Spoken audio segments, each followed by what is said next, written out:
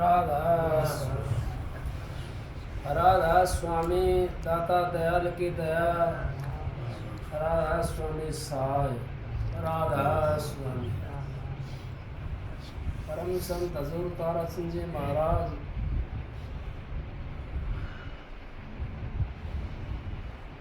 वे इस संसार में हमारे जैसे खुटकर्मियों को तारने के लिए आए और उन्होंने ऐसे खुटकर्मियों को तार दिया जिसको कोई बात बनाने की भी वो नहीं थी, उनको भी उन्होंने उस सिंहासन पर बैठा दिया। क्योंकि जो पूर्ण संत पुरुष होते हैं वो ये नहीं देखते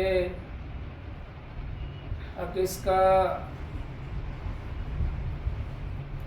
क्या धन दौलत है या इसके पास में कितना मकान दुकान है या इसके पास में कितने गाड़ी घोड़े हैं, वो तो उस चीज़ को देखते हैं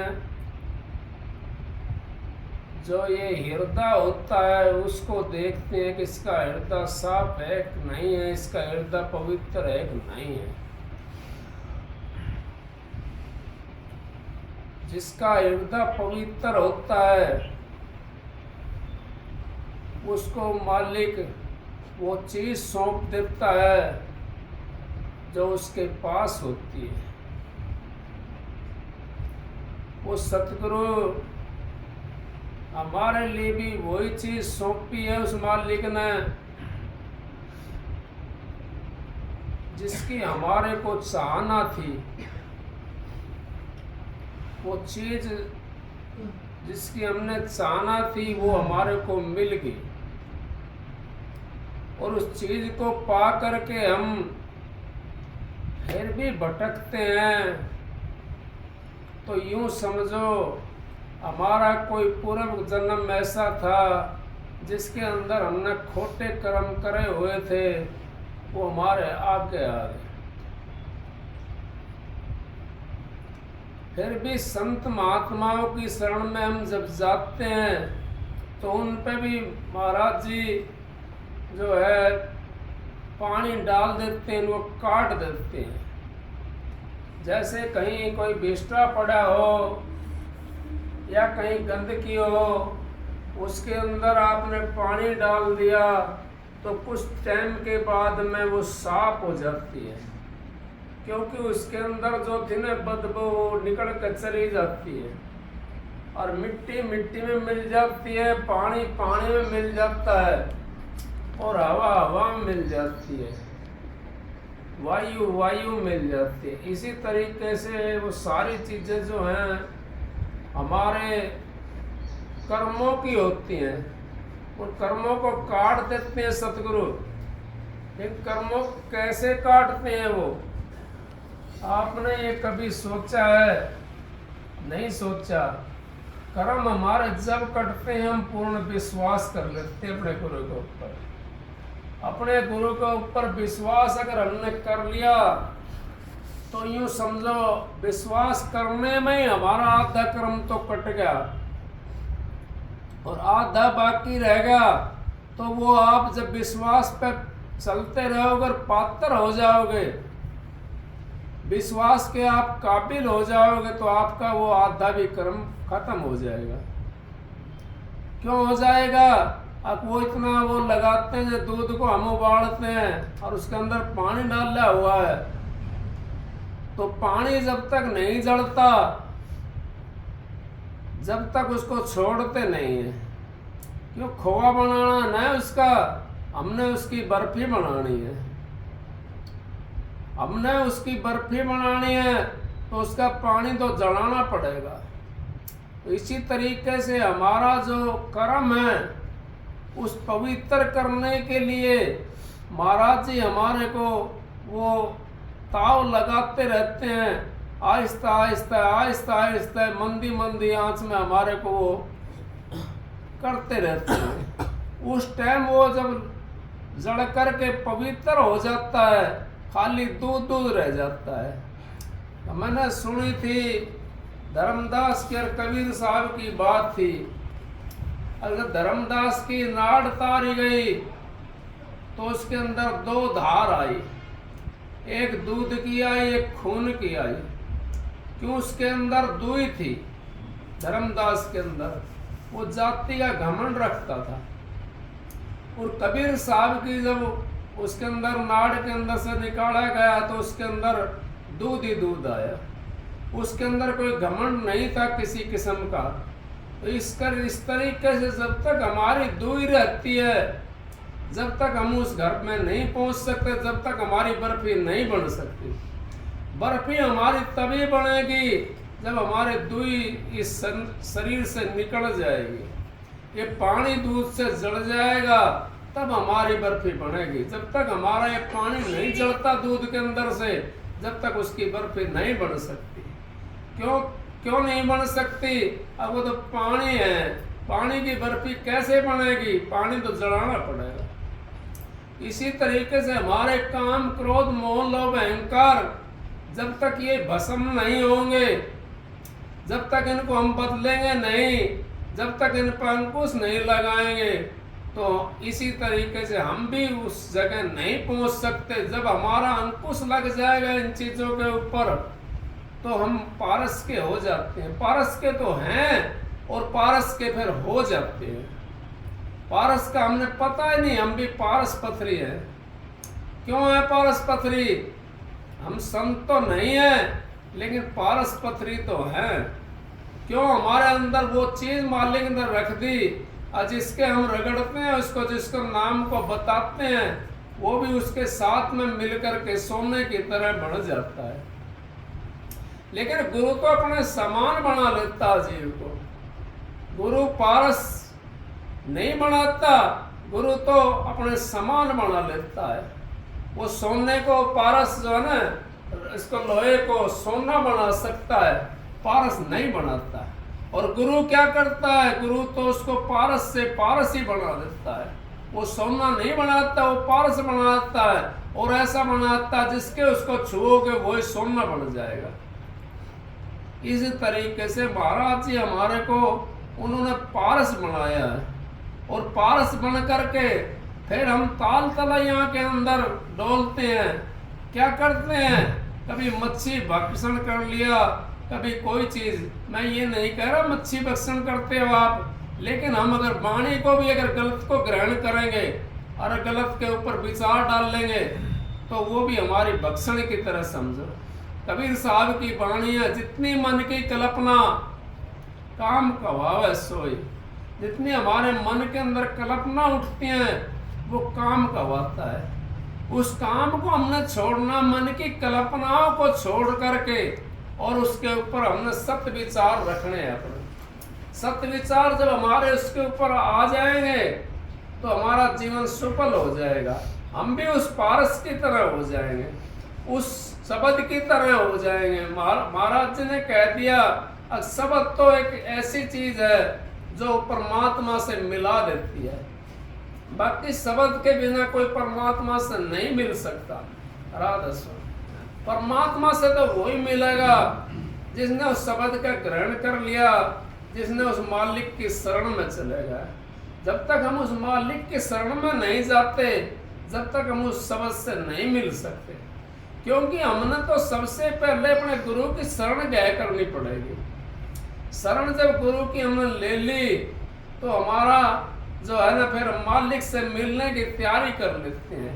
क्योंकि कहा संतों ने, कबीर साहब ने कहा, गुरु को तुलसी साहब ने भी यही कहा, गुरु गोविंद दो खड़े लागू काके पाए, बलिहारी गुरु आपने जो गोविंद दिए मिलाए। गोविंद मिला दिए मेरे को, तो मैं तो बलिहारी अपने गुरु की हूँ। उस गुरु के लिए हम क्या करते हैं? उस गुरु के लिए कुछ भी नहीं करते। क्यों नहीं करते? गुरु ने क्या चीज मांगी थी हमारे से? जिस टाइम नाम दिया गुरु ने क्या चीज मांगी? गुरु ने ये कही अगर भाई तुम अच्छे विचार अपने अंदर प्रकट कर लो और बुरों को छोड़ दो। यही चीज तो मांगी थी गुरु ने। लेकिन हम बुरे को नहीं छोड़ते। हम तो अच्छाई को ग्रहण नहीं करते और बुरे को छोड़ते नहीं। फिर यूं कहते हैं मेरा गुरु ने फलाना काम नहीं करा। फिर यूं कहते हैं हमारे गुरु ने हमारे पर दया नहीं करी। गुरु तो दयावान होता है। माँ तो बेटे के लिए दयावान होती है, चाहे बेटा कितना भी निकम्मा हो, चाहे कैसा भी हो, माँ के लिए तो वो पुत्र ही होता है। गुरु के लिए तो हम भी पुत्र के समान हैं। और गुरु हमारे पर दया बरसता रहता है और हमारे को बार बार बचाता रहता है। और फिर भी हम बार बार उस भट्टी के अंदर जाते रहते हैं। जैसे कि भट्टी के अंदर चला, एक डाल दिया लक्कड़, फिर दूसरा डाल दिया, फिर तीसरा डाल दिया। हम तो ऐसे डालते रहते हैं। कब तक गुरु बचाएंगे? गुरु तो तभी बचाएंगे हमारे को जब हम गुरु के हो जाएंगे। जब तक हम गुरु के नहीं होते, जब तक हमारा काम डामाडोल रहता है। और जब गुरु के ऊपर हमने अपना काम सौंप दिया तो हमारा काम भी बन जाएगा और हमारा जो है ना आगे का रास्ता भी संवर जाएगा। जब तक हमारा आगे का रास्ता नहीं संवर सकता, जब तक हम अपने गुरु के ऊपर विश्वास नहीं करेंगे, गुरु की बताई हुई डगर के ऊपर नहीं चलेंगे।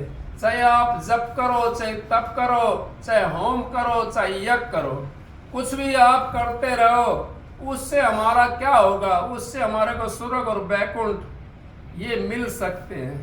ये भी तब मिलेंगे, उसके लिए भी हमें पवित्र होना पड़ेगा। जब तक हम पवित्र नहीं होंगे तो स्वर्ग और वैकुंठ भी नहीं मिल सकते। कैसे नहीं मिल सकते? अगर हमारी आत्मा तो पवित्र नहीं। एक विद्वान था, वो गंगा जी नहा करके आया था और एक विद्वान गांव में था। जब वो गंगा नहा करके आया तो कहने लगा, विद्वान से विद्वान मिला, कहने लगा विद्वान जी आप कहाँ गए थे? जाति का नाम नहीं लेता मैं। कहने लगे भाई मैं तो गंगा स्नान करने के लिए गया था और गंगा स्नान करके आया हूँ। तो विद्वान क्या कहता है, अब तोर स्नान तो मोर स्नान, उसकी कोड़ी भर ली बाज करके। हम तो क्या करते हैं? हम तो सत्संग से नफरत करते हैं। अगर सत्संगी किसी जीव से हमने नफरत नहीं करनी चाहिए, हमने उसके कर्मों से नफरत करनी चाहिए। अगर जीव से हम नफरत करते हैं कभी भी उस घर नहीं पहुंच सकते, चाहे किसी भी जाति का हो, किसी भी मजहब का हो, हमने नफरत नहीं करनी है। ये भाई गया था मेरे साथ में, सतबीर भी गया था, ये भी था, अभी कई दिन पहले की बात है, 5-4 दिन पहले की। वहाँ बड़े बड़े बहुत मेहनत आए हुए थे। उनमें मैं तो बैठना नहीं चाहता था वहां पर, फिर भी मेरे साथी कहने लगे आप बैठो। मैं बैठ गया उनके साथ में और मैंने वो मालिक की दया से भाई उम्र में बोला भाई 15 मिनट का टाइम तो आपको मिला, लेकिन 15 मिनट में आपने वो कमाल कर दिया। अब पूरा दिन की जो थी ना वो सारी हरारत तार दिया आपने। 15 मिनट का टाइम वो किसने तारी? वो हरारत वो मालिक ने तारी, वो सतगुरु ने तारी। मैं कौन हूँ? मैं तो कुछ नहीं हूँ, मेरा सतगुरु भरपूर है, हम कुछ नहीं है। हम तो अपने ऊपर यूं सोचते हैं हम करते हैं, नहीं, हमारे तान गाड़ी नहीं चलती, गाड़ी तो सतगुरु के तान चलती है। सतगुरु तो हमारा सारा काम करता है और फिर वही इज्जत बचाता है। बाकी कौन बचा सकता है इज्जत? कोई नहीं बचाता। तो भाई कहने लगा भाई आपने जो है चंद मिनटों के अंदर तो आपने बहुत कुछ कह दिया, लेकिन वहां सारे गाने के थे, कहने का नहीं था। पेट का रोटी बांध रखी थी उन्होंने, जब लेकिन भूख तो जब मिटेगी जब हम अंतर के अंदर उस रोटी को खाएंगे। पेट के बांधने से रोटी भूख नहीं मिट सकती। भूख तो तभी मिटेगी, हम कहते तो बहुत कुछ है, सारा दिन शब्द गाते हैं, सारी रात निकल जाती है, और भी 4 दिन गाने कोशिश करो 4 दिन भी गा सकते हैं, लेकिन उससे हमारी भूख नहीं मिटेगी। हमारी भूख तो उसके ऊपर अमल करेंगे ना, शब्द गाएं और अमल करें तो हमारी भूख मिट जाएगी। हम अपने घर पे चले जाएंगे उस घर पर जाने के लिए हमने उस पर अमल करना पड़ेगा। शब्द तो कबीर साहब ने इतने गा रखे हैं, इतनी किताबें रच रखी है, और भी कई नानक साहब ने भी गाए, पलटू साहब का भी शब्द है, रैदास के भी शब्द है, मीरा का भी इतिहास भरा पड़ा है शब्दों का। किसने नहीं गाए शब्द? सबने गाए हैं, लेकिन उन्होंने गा दिए। उनकी वाणी देखो आप, वो वाणी उन्होंने कहाँ देख करके गाई? हमने तो इतना विचार भी नहीं लगाया उनके ऊपर। अब वो कौन सी जगह बैठ करके इस शब्द को बना रहे हैं, हमने ये विचार भी नहीं लगाया। हमने तो खाली गाने से मतलब रखा, किताब में सीख लिया या वैसे भाई सुन लिया सीख लिया, और गाने से मतलब हमने कर लिया। जब गाने से हमारा मतलब होता है तो उसको हम कह नहीं सकते। हमने गहने से मतलब रखना चाहिए कि इसने, ये भाई ने बात कही है, ये जो शब्द बनाया है ये कौन सी जगह कार कहाँ पे लगता जा करके, उसको अपने तन के अंदर हमने घटाना है, उसको बाहर भी नहीं घटाना। बाहर घटाते हैं हम, बाहर तो घट जाता है, सारी चीज बाहर भी होती है अंदर भी होती है, बाहर भी घट जाता है वो, लेकिन बाहर घटाने से हमारा क्या फायदा मिलेगा? फायदा नहीं मिल सकता। उसको अंतर में जब हम खोजेंगे तो हमारे अंतर के अंदर वो फायदा दिखाई देगा। उससे जब हम अंतर में नहीं खोजेंगे उस चीज को तो फिर फायदा नहीं दिखाई देगा। बाहर तो ऐसा है जैसे हमने डूंडले के ऊपर घाटा जोड़ दिया, उसके ऊपर गांठे के ऊपर घाटा जोड़ दिया, बाहर तो ऐसा है। और अंदर ऐसा है जब तो हमने बाल के ऊपर घाटा जोड़ दिया हो, दाने भी लिकड़ियां आवेंगे, न्यार भी लिकड़िया आवेगा, और भाई बैलों के पैर भी ना फूटेंगे उससे, तो हमारा पैर भी फूट जाता है, और भाई दाना भी एक नहीं निकलता, फूक मार मार कर निकाला, कहीं से निकल आओ, कोई मरा मुरा निकल जाएगा उसमें दाना। ढूंढने के ऊपर जब हम घाटा जोड़ते हैं और जब उसके ऊपर बाल के ऊपर जोड़ते हैं तो दाने दाने लिकड़ते हैं, न्यार भी कम निकलता है उसके अंदर। तो हमने उस बाल के ऊपर घाटा जोड़ना चाहिए, अपना बाल को हमने कहना चाहिए। बाल ही हमारे लिए एक मेन चीज है, क्योंकि हमारा शब्द जो है ना, शब्द हमारे को उस सचखंड में ले जाता है। जब हम बाहर उसको पढ़ेंगे, बाहर उसको देखेंगे, बाहर उसको समझेंगे, तो वो फिर अंतर के अंदर में उसको घटाएंगे। खाली गाने गाने तक हमने सीमित नहीं रहना चाहिए, हमने गाने की भी कोशिश करनी चाहिए। मेरे साथी जितने हैं यहाँ आते हैं भाई, खूब गाते हैं, और भी जगह जाते हैं, सारी सारी रात निकालते हैं, लेकिन उससे फायदा क्या होगा? उससे कोई फायदा नहीं होता। सारी रात रामायण पढ़ी, सुबह कहने लगे अगर भाई सीता कौन थी पता है नहीं, अब और सुबह पूछ कर देख लो, एक शब्द किसी का याद रहेगा तो रहेगा, और नहीं तो वो भी उसके भी काका फूल याद रहेगा, पूरा शब्द वो भी नहीं रह सकता। फिर क्या फायदा? आपने रात गंवा दी, रहन गंवाया खाए के, और रात गंवाई सो, फिर क्या करोगे? रात तो सो के गंवा दी और रहन खा खा के गंवा दिया, अगले दिन खा खा के गंवा दिया, फिर उससे हमारा उद्धार हो जाएगा? नहीं हो सकता। इसी तरीके से आप थोड़ा समय उसको भजन करो, उस वाणी के ऊपर बैठ करके, एक वाणी सुन करके उसके ऊपर, एक फूल के ऊपर आप वो करो अमल, तो आपका उद्धार हो जाएगा। उस फूल को देखो भाई, ये फूल कहाँ से आया, ये किसने कहा, और कहाँ पे है? करने नो दीदार महल में प्यारा, ये कि फूल तो है, अब महल में प्यारा है, कर ले नैनो दीदार महल में प्यारा। अब नैनो में दीदार करना उसका, वो महल में प्यारा है, उस महल वाले प्यारे को हमने देखना है। एक ही फूल काफी है, सारा शब्द पढ़ने की जरूरत नहीं, सारा उसका ऊपर अभ्यास करने की जरूरत, पहले एक फूल पे कर लो अभ्यास। जो कली होती है उसके ऊपर फूल होता है, उसी का अभ्यास करो। कर नैनो दीदार महल में प्यारा। अब महल कहाँ है उसको खोजो। अब हम लोग सोचते राजा के महल में जाकर टोएंगे उसको, या अपनी कोठी में जाकर टोएंगे। मेरे को धर्मदास की बात याद आ गई यहाँ पे। धर्मदास से कबीर साहब महाराज गए और धर्मदास आराम कर रहा था भाई ऊपर चौबारा के अंदर, वो आराम कर रहे थे। धर्मदास जी माता जी उनके पास में थी, वहां वो पैर दबा रही थी धर्मदास के। और कबीर साहब कहने लगे भाई मेरा ऊंटवाड़ का रूप धार कर गए थे कबीर साहब वहां। कहने लगे भाई मेरा ऊंट आया है कि यहाँ पर धर्मदास जी। क्यों बोला धर्मदास भाई यहाँ ऊंट का क्या काम चौबारे के अंदर। और कबीर साहब फिर कहने लगे भाई चौबारे में राम भी नहीं है, क्योंकि वो वैष्णव संप्रदाय से थे धर्मदास जी। लकड़ी को भी वो धो करके जलाते थे, इतने नियम थे उनके बहुत कड़े। लकड़ी को भी धोकर जलाते थे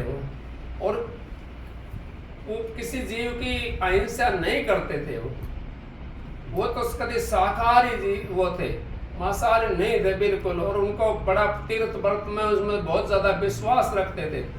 लेकिन परमात्मा के लिए कोई रास्ता नहीं टोया उन्होंने। जब कबीर साहब वहां पहुंचे कहने लगे मेरा ऊंट आया था क्या यहाँ पे भाई। तो बोला भाई यहाँ ऊंट क्या के ना होगा चौबारे के अंदर। भाई तो चौबारे के अंदर तो राम भी नहीं मिलेगा। इतनी कह करके कबीरदास वहां से गायब हो गया।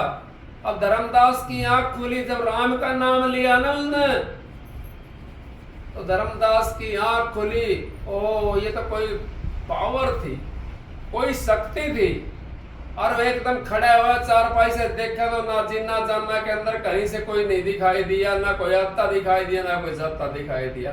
टोया खूब व्याकुल हो गए धर्मदास जी। कहने लगे धर्मदास जी अब क्या करें। माता जी बैठी हुई थी, माता जी कहने लगी आपके पास में 9 करोड़ रुपए हैं, उसको दान पुण्य करना शुरू कर दो। गुड़ होगा तो मक्खी अपना आप आ जाएगी। माता जी कहने लगी, उन्होंने दान पुण्य करना शुरू कर दिया। वो दान पुण्य करते रहे, वो 9 का 9 करोड़ खत्म कर दिया उन्होंने दान पुण्य के अंदर खत्म कर दिया। उसके बाद में उन्होंने सोचा भाई ये तो पैसा भी लग गया और भाई उसके तो दर्शन भी नहीं हुए। अब वो मरने के लिए चले गए गंगा जी के ऊपर। वहां पर जब डाक मारने के लिए तैयार हुए, कबीर साहब ने हाथ लगा लिया। कहने लगे क्या करते हो धर्मदास। कहने लगे महाराज मैं तो यही चीज के लिए था, मैं तो आपके दर्शन के लिए प्यासा था। महाराज मेरे को आपने पहले क्यों नहीं दर्शन दिए। धर्मदास अगर मैं पहले दर्शन दे देता तो दुनिया यूं कहती कबीर साहब तो धन का भूखा था, कबीर साहब तो धनेड़ चेला बनाया है और धन का भूखा था, इस करके वो दर्शन मैंने नहीं दिए। और मैं धन का भूखा नहीं हूं, संत महात्मा भी धन के भूखे नहीं है। धन तो उनको चाहिए जिन्होंने अपना परिवार पालना है। संत महात्माओं ने क्या धन का करना है। वो तो जो तुम देते हो उसको भंडारे में लगाते हैं, आश्रम में लगाते हैं, तुम्हारे लिए छाया बनाते हैं, तुम्हारे लिए पंखे चला देते हैं, तुम्हारे लिए कूलर चला देते हैं, तुम्हारे को और व्यवस्था कर देते हैं। वो तो हम जो देते हैं वो हमारे को वापस देते हैं। वो अपने लिए तन के लिए यूजिंग नहीं करते, अपने लिए उनको पैसे की जरूरत नहीं है। उनको क्या चाहिए, उनको तो एक सूखी रोटी चाहिए। उसके लिए वो तो हमारे लिए करते हैं जो कुछ करते हैं। अगर मैं मेरी संगत आएगी यहाँ पे और वो बैठ करके यहाँ पर शांति से उसका भजन बंदगी बनाएगा, शांति से सत्संग सुनेंगे, क्योंकि संगत का ज्यादा ख्याल करता है। माँ अपने बच्चे का ज्यादा ख्याल रखती है। और फिर भी हम नहीं समझ पाते इन बातों को। हम तो यूं सोचते हैं भाई ये तो पैसे जो दे रहे हैं किसी, ये तो वैसे ही जाते हैं। नहीं, ऐसा नहीं है कुछ भी। संत महात्मा तो देने के लिए आते, लेने के लिए नहीं आते। वो तो देते हैं दिन रहन। कबीर साहब कहिए संत सतगुरु देते हैं दिन रहन, और लोग मुझ पर भरम धरें इस विध नीचे नैन। अगर मेरे तो भाई लोग मेरे पर भरम धरते हैं। भाई कहने लगा आप तो पैसे लिकाड़ते देखा हमने डालते हुए नहीं देखा। भाई तो मालिक जानता, मैं लिकाड़ता हूँ डालता हूँ, मेरे को तो नहीं पता इस बात का। ये तो भाई वो मालिक जानता, मालिक ने दे रखा है। जब तक बरत लूंगा ना देगा तो टाल कर दूंगा। के जरूरत भाई, राज दिवाई तो मेरे के घट जाए, भीख मंगाई तो मेरे के घट जाए, और राज दिवाई तो मेरी कौन बढ़ाई। तो जो कुछ करने वाला वो मालिक है करने वाला, हम कुछ नहीं कर सकते। हमने तो अपना फर्ज करना। क्या फर्ज? अब जो सतगुरु नाम दिया और जो वचन दिया है उसके ऊपर अगर हम चलते रहेंगे तो हमारा जीवन सफल हो जाएगा। अगर उसके वचन को छोड़ दिया तो हम पातक हो लग जाता है हमारे को। जब हम गुरु का वचन छोड़ते हैं तो हमारे को पातक लग जाता है। वो पातक हमारे को नरकों के अंदर ले जाता है। उस नरक से काटने के लिए फिर आपने फिर जन्म लेना पड़ेगा, फिर जन्म लेना पड़ेगा, फिर जन्म लेना पड़ेगा। फिर भी गुरु को लाज आती है अपने शिष्य की, वो काट लेता है, वो काट कर ले जाता है। क्यों आती है लाज शिष्य की? अगर गुरु को लाज होती है, जैसे माँ को बच्चे की लाज होती है अपने बच्चे को, वो कभी भी नू नहीं समझती मेरा बच्चा बुरा, चाहे कितना भी बुरा हो, माँ के लिए तो बच्चा ही होता है। इसी तरीके से हमारे लिए भी वो तो गुरु ही होता है। और गुरु की जो शरण में आ जाता है जीव, वो बच जाता है। नहीं तो यहाँ बचने का काम नहीं है संसार के अंदर। इस संसार तो ये मिट्टी जेल की तरह है। इसमें तो यहाँ पे जेल हो रही है। आपने पता होगा महाराज जी कहते थे, अगर भाई ये तो जेल है संसार के अंदर। कैसे है जेल? कैदी भी जेल में रहता है और जेलर भी जेल में रहता है। हम तो वो कैदी वाली जेल छोड़ करके जेलर वाली जेल में पड़ गए। किस तरीके से? नाम हमने ले लिया, कमाई हमने करी नहीं, तो जेलर वाली जेल है हमारी। और नाम भी ले लिया, कमाई कर ली, तो ना तो हम कैदी रहे और ना हम जेलर रहे, हम तो शहंशाह बन गए। हम तो उस मालिक के जीव बन गए, उस मालिक के सतगुरु के जीव बन गए, अपनी माँ के पुत्र बन गए, अपने पिता के पुत्र बन गए। तो हमारे को कौन फिर काट लेगा उससे? हमारे को तो सतगुरु काट सकता है उससे, बाकी कोई नहीं काट सकता। उस जेल से हमारे को सतगुरु काटने के लिए आते हैं और सतगुरु उस जेल से काट लेता। जीव कितना भी समझता हो, कुछ भी समझता हो, जीव अगर नहीं समझता तो उसकी मर्जी है, समझ जाए तो उसकी मर्जी है। क्योंकि हमने ये समझना बहुत जरूरी है। अब हम यहाँ किस लिए आया है, हमने करना क्या है, हम कर क्या रहे हैं। हम खाली हमारे को जो जन्म मिला है मनुष्य वो इस वास्ते मिला है, कब का ये मौका है दरवाजे वाला, और ये मौका हमारा हाथ से निकल गया तो फिर 84 के अंदर चले जाएंगे। फिर उस 84 के अंदर हमने भोगना पड़ेगा।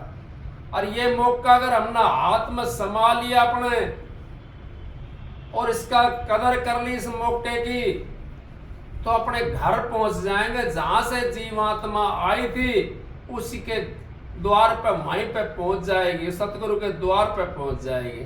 क्योंकि मोटा जो बंधन है हमारा गुरु काट सकता है और जिन्ना बंधन हमारा चित्त से कटेगा। एक बात और बताता हूं आपको नॉलेज होगी, सारे सत्संगी है भाई।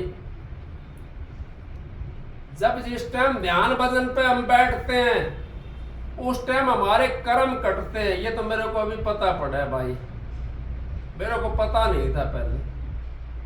क्यों कर्म कटते हैं? अब कर्म कौन से होते हैं? हमारा जिस टाइम ध्यान वचन पे बैठते हैं उस टाइम हमारे विचार चलते हैं। ध्यान भजन पर जिस टाइम बैठते हैं उस टाइम हमारे विचार चलते हैं, और वो विचार क्या है? हमारे कर्म है। वो बाहर निकल करके जा रहे हैं। जब तक हम ध्यान भजन पर नहीं बैठेंगे हमारे विचार चलेंगे नहीं, हमारे कर्म कटेंगे नहीं। ध्यान भजन पर जिस टाइम हम बैठते हैं उस टाइम वो विचार निकल करके भागते हैं और नाम अंदर बढ़ जाता है। तो कर्म हमारे वो बाहर निकलने लग रहे हैं। इस तरीके से हम उस विचार के अंदर जब बैठेंगे ध्यान भजन के अंदर तो हमारे कर्म कटते हैं। ध्यान भजन के बिना हमारे कर्म भी नहीं कटते। हाँ, इतना जरूर है गुरु की दया से वो मन का और शेर में हो जाता, लेकिन शेर तो भुगतना पड़ेगा, शेर तो भुगतना पड़ेगा, क्योंकि करा हुआ तो हमने भुगतना पड़ा। गुरु ने तो मन का शेर कर दिया, क्या तुम शेर को भी नहीं भुगत सकते? भुगतना पड़ेगा उसका। फिर हमारा विचार कुछ दिन चलेगा, वो सारे जो 184 जिया जो हम भोग करके आए हैं वो सारा विचार हमारा निकल जाएगा, और फिर हमारी सूरत अंदर के अंदर जाएगी। विचार जब हमारे खत्म हो जाएंगे, पवित्र विचार हो जाएंगे, फिर हमारे को खाली सतगुरु का वो देखने लग जाएगा।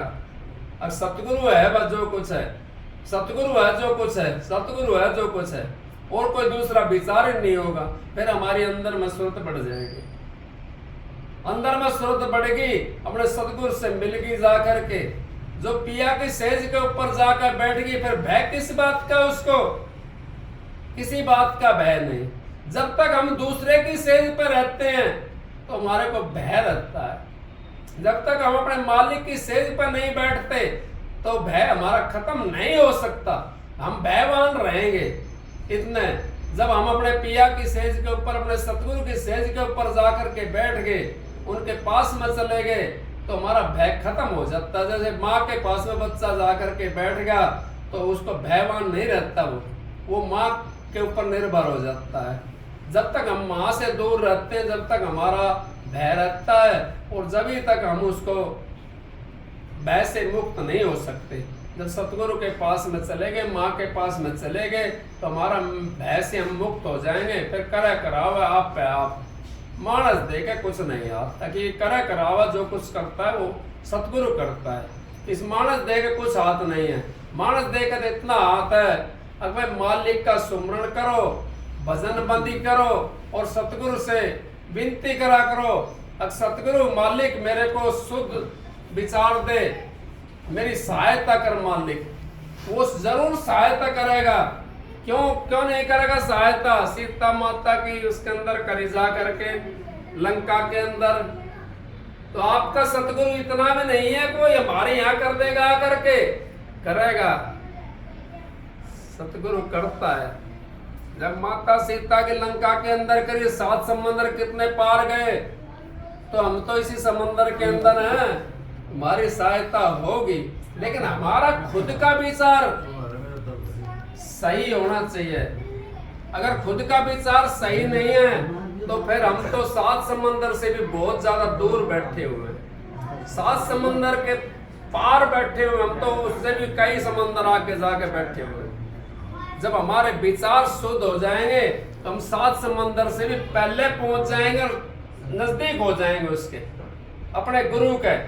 विचार जब हमारे खत्म हो जाते हैं तो हमारी सूरत अंदर में डिग भरना शुरू कर देती है, और अंदर में चलना शुरू कर देती है, और अंदर में चल करके अपने मुकाम में पहुंच जाती है। वो जिस जगह से जीवात्मा आई थी उसी जगह के ऊपर पहुंच जाती है। वहां हमारी मुक्ति बताते हैं। मुक्ति मुक्ति है नहीं, मुक्ति खांडे की धार, और जी चाहे मुक्ति को तो कर सतगुरु से प्यार। जब तक हमारा अपने गुरु से प्यार नहीं होगा, जब तक हमारे को मुक्ति भी नहीं मिल सकती। कोई ये सोचता हो मैं गुरु से प्यार नहीं करूं, मुक्ति मिल जाएगी? नहीं मिल सकती मुक्ति, क्योंकि गुरु से हमने बड़ा, सो गुरु से अरना बिगड़ा भरपूर, तुलसी बना जो और से उस बढ़ने पर धूल, और से हम बनाते हैं, उस बढ़ने पर हमारी धूल होती है। अपने गुरु से बनानी है हमने, अपने उस मालिक से बनानी है, और से हम बनाते हैं। क्या बनेगा उससे हमारा? क्या हमारा साथ चलेंगे? वो नहीं चलेंगे। हमारे तो गुरु ने हमारा पल्ला पकड़ा है, उसने हमारे को नाम दिया है, उसने हमारे को रास्ता बताया है। उस रास्ते के ऊपर अगर हम चलेंगे तो हमारा जीवन का जो है सुधार हो जाएगा। अगर वो रास्ते के ऊपर हम नहीं चलेंगे तो जीवन का सुधार भी हमारा नहीं हो सकता, और हम तो फिर भटकते डोलते हैं, और अंत समय के अंदर आया करते हैं। दुख को देख करके जब याद आता उस टाइम पे परमात्मा की भक्ति नहीं करी, फिर राम को कहते हैं हाय राम, हाय राम, फिर हाय राम करते हैं। क्यों करते हैं? पहले कहाँ गया था राम? जवानी में कहाँ चले गया था राम? फिर थोड़ा सा फिर धोया, कहाँ चले गए राम? और बुढ़ापा में जब दुख आया जब राम ने याद करने लगे। फिर राम कैसे मदद करेगा? राम फिर भी वो राम होता है, वो मदद कर देता है, उसमें भी आकर के मदद कर देता है, क्योंकि सतगुरु आता है उस समय मदद करने के लिए। हम समय में जा करके फिर भी सतगुरु हमारी मदद कर देता है। इस करके महाराज जी, परम संत ताराचंद जी, उन्होंने कितने सत्संग दिए हैं और उनकी कितनी वाणियां हैं आपने सुनी होंगी। अपन तो आधे कर रखी हर चीज के अंदर। मालिक ने खोल खोल करके हमारे को बता दिया सारी बातें, फिर भी हम बह गए। कैसे बह गए? अब हमने उन पर अमल नहीं करा, उन पर हमने विचार नहीं करा वाणियों के ऊपर। जब हम उन पर विचार कर लेते उन वाणियों के ऊपर, तो हम बह नहीं सकते। क्यों नहीं बह सकते? हमने कई चीजें देखनी पड़ती है सत्संगी बनने से पहले तो हम सत्संगी बनने के लिए जब गया, हमारे विचार उस टाइम कैसे थे देखो। आप हम सत्संगी बनने के लिए जा रहे हैं तो हम यूं सोचते जा रहे हैं, अरे भाई जो कर्म कर रहे हैं ना, बुरा कर रहे हैं जो कर्म, ये छोड़ना पड़ेगा। अच्छे विचार आना शुरू हो गया, फिर नाम मिलेगा जा करके, फिर और शुद्ध हो गया विचार। अब मैं तो आज ही जा करके उस परमात्मा को देखूंगा, क्यों जो गुरु नाम दे दिया, आज देखूंगा। और वो कम से कम भी उस दिन तो कम से कम भी 20 बार बैठता है भजन के अंदर। और महाराज जी ने कहिए, महाराज जी ने जो नाम लेकर के 2 घंटे भी अभ्यास कर लिया ना, वो भी नरक में नहीं जाएगा। फिर आपको विश्वास नहीं रहा, तो गुरु क्या करे? फिर विश्वास रहेगा, विश्वास हमारा रहना चाहिए। शरण सिंह महाराज जी, बहुत सत्संग, मैंने कई सत्संग शरण सिंह महाराज जी के सुने हैं। वो भी ये कहते थे, अग जाको दर्शन ही था और वाको था, जाको यहाँ वाको वहां, और जिसको यहाँ नहीं, इसको यहाँ नहीं कोई वहां। और ये कबीर साहब ने कह दी, अगर भाई जिसको दर्शन यहाँ उसको वहां। और ये ताराचंद महाराज ने कह दी, अगर भाई जिसका दर्शन यहाँ उसको वहां। किसने नहीं कही? सब संतों ने कही है। तो हमारा उद्धार तो होना संतों से। हम तो ये वैसे डोलते हैं, कभी इधर चले जाते हैं, कभी उधर चले जाते हैं, कभी वहां सोचते हैं यहाँ राम मिलेगा। राम तो हर जगह है, कोई ऐसी जगह नहीं है खाली नहीं है। अब सत्संग दूसरी जगह जा रहा है। ये जीव सबके अंदर है, जीव अंड में भी है, जीव पिंड के अंदर भी है और जीव ब्रह्मांड के अंदर भी है। लेकिन अंड में क्या है, पिंड में क्या है? अंड में जीव तो है, वहां ना कोई आकार है और ना कोई हलचल है। फिर पिंड में क्या है? वहां थोड़ा सा आकार भी है और हलचल भी नहीं है। फिर ब्रह्मांड में क्या है? वहां आकार भी नहीं है और हलचल ही हलचल है। आकार भी नहीं है और फिर हलचल ही हलचल है वहां पर। तो इसी तरीके से जीव इसके अंदर आया हुआ है। तो यहाँ पे हम जब रहते हैं, हमने इन बातों का विचार करना चाहिए। अब हम यहाँ बस आए किस लिए हैं? हमारा एक ही मकसद है यहाँ आने का, मनुष्य शरीर धारण करने का।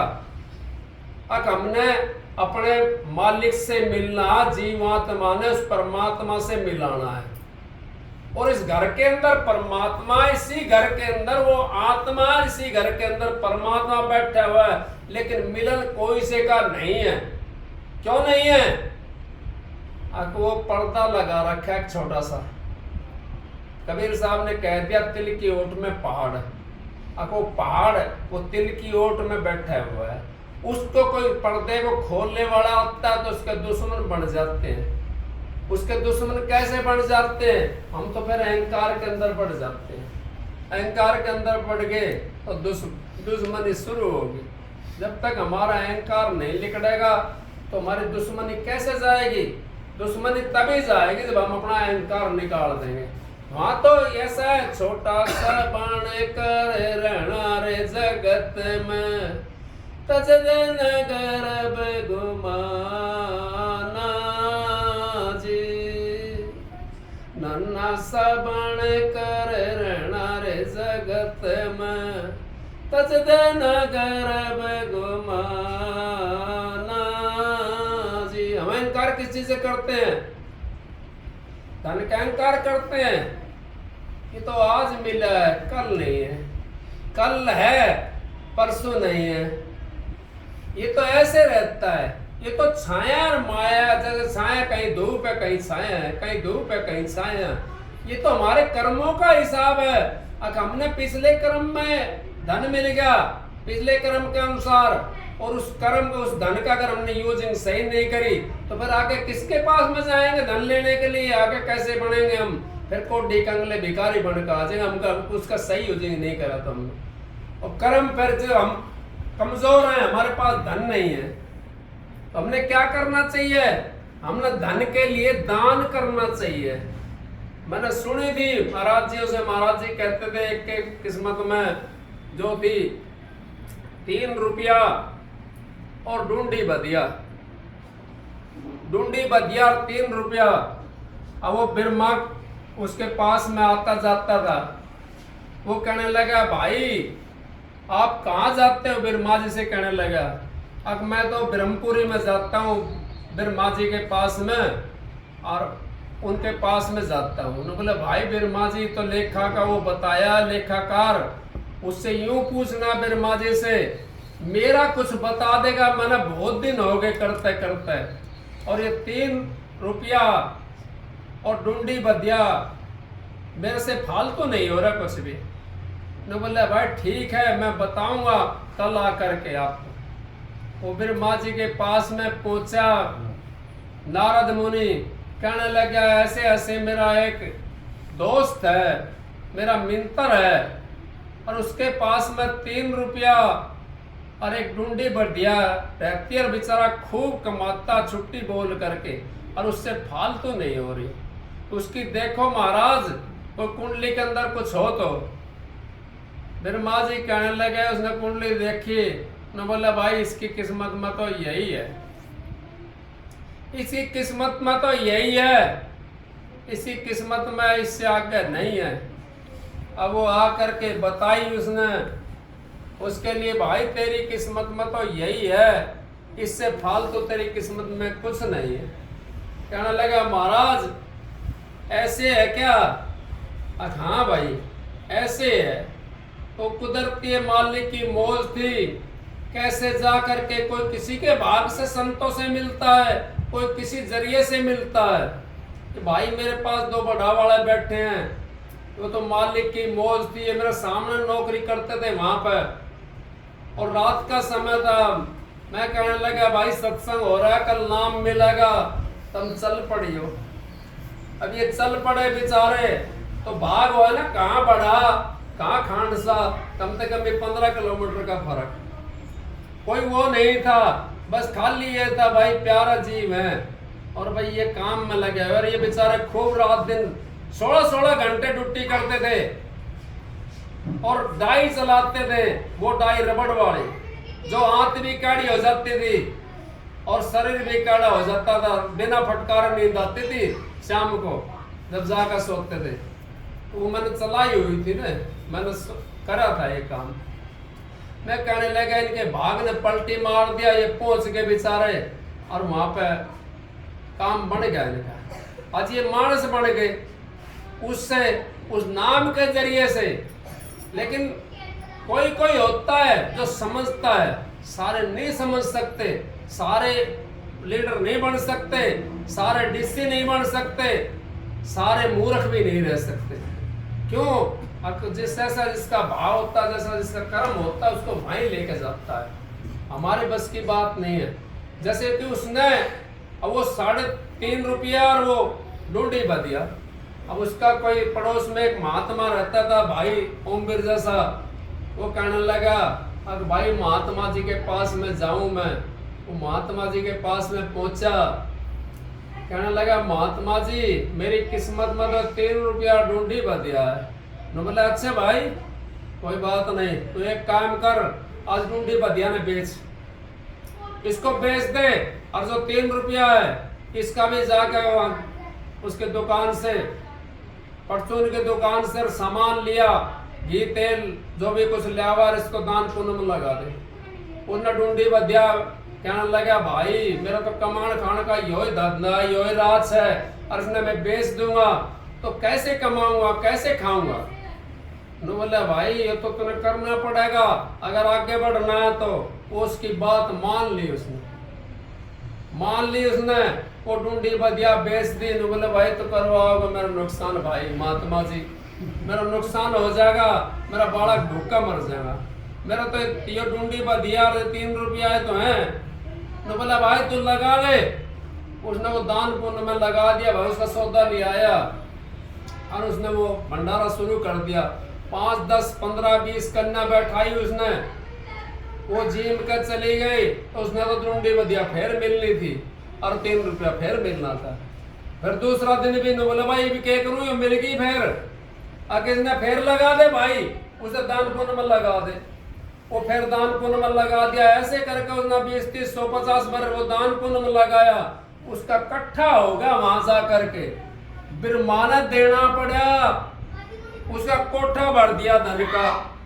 अब वो कहने लगा, नारद मुनि फिर आया उसके पास में, मिंतर था ना, मिंतर की ज्यादा संभाल करता जीव, मिंतर से कितना भी नाराज हो और से कैसा भी हो उसको बार बार संभालता रहता है, क्योंकि जो इंसान होता है वो संभालता रहता है और जो भूल जाता है कोई बात नहीं, उसकी मर्जी होती है।